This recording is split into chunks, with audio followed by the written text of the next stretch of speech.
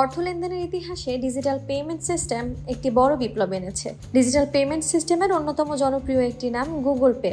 কিন্তু Google pay আসলে কি, এটি কিভাবে কাজ করে, বিশ্বের কোন কোন দেশে এটি ব্যবহৃত হয়, আর বাংলাদেশে এটির ব্যবহার শুরু হয়েছে কিনা আজ তাই আমরা জানব। গুগল পে হলো গুগলের একটি ডিজিটাল ওয়ালেট ও পেমেন্ট সিস্টেম, যা ব্যবহারকারীদের সহজে টাকা পাঠানো, বিল পরিশোধ এবং অনলাইন শপিংয়ের সুবিধা দেয়। এটি এনএফসি ও ইউপিআই টেকনোলজির মাধ্যমে কাজ করে, যা লেনদেনকে করে তোলে দ্রুত ও নিরাপদ।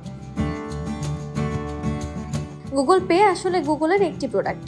এটি প্রথমে অ্যান্ড্রয়েড পে এবং গুগল ওয়ালেট হিসেবে যাত্রা শুরু করে।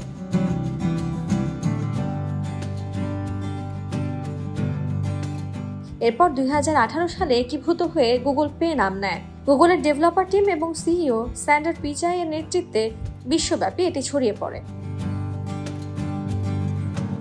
গুগল পে মূলত তিনভাবে কাজ করে। প্রথমত এনএফসি, এরপর ইউপিআই, এছাড়া কার্ড বা ব্যাংক লিংক, যেখানে ডেবিট বা ক্রেডিট কার্ড যুক্ত করে অনলাইনে পেমেন্ট করা হয়। এর সবচেয়ে বড় সুবিধা হলো এন্ড টু এন্ড এনক্রিপশন, যা গোপনীয়তা রক্ষা করে।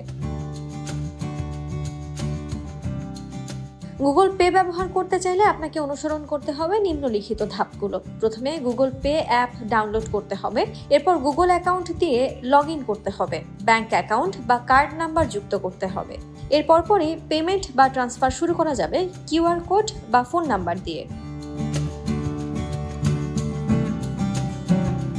গুগল পে যুক্তরাষ্ট্র, যুক্তরাজ্য, কানাডা, ভারত, সিঙ্গাপুর, অস্ট্রেলিয়া সহ 40টির বেশি দেশে সক্রিয়। তবে ভারতে এটি সবচেয়ে জনপ্রিয়, কারণ ইউপিআই সিস্টেমের মাধ্যমে তাৎক্ষণিক লেনদেন সম্ভব।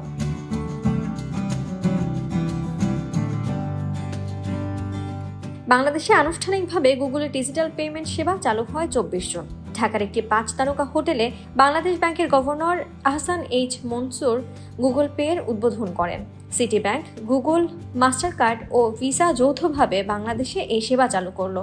প্রাথমিকভাবে শুধুমাত্র সিটি ব্যাংকের গ্রাহকরা তাদের মাস্টার কার্ড বা ভিসা কার্ড গুগল ওয়ালেটে যুক্ত করে গুগল পে ব্যবহার করতে পারবেন। পর্যায়ক্রমে অন্যান্য ব্যাংকের কার্ডও এই সেবার আওতায় আসবে বলে জানানো হয়েছে। বাংলাদেশের প্রায় 95% স্মার্টফোন অ্যান্ড্রয়েড চালিত হওয়ায় ডিজিটাল লেনদেন গুগল পে বেশ সহজলভ্য হবে। গুগল পে শুধু একটি পেমেন্ট অ্যাপ নয়, এটি ডিজিটাল অর্থনীতির একটি বড় ধাপ। ভবিষ্যতে এই প্রযুক্তি কিভাবে আমাদের জীবনকে বদলে দেবে তা নিয়ে থাকছে অপেক্ষা। Desk report, campus Times.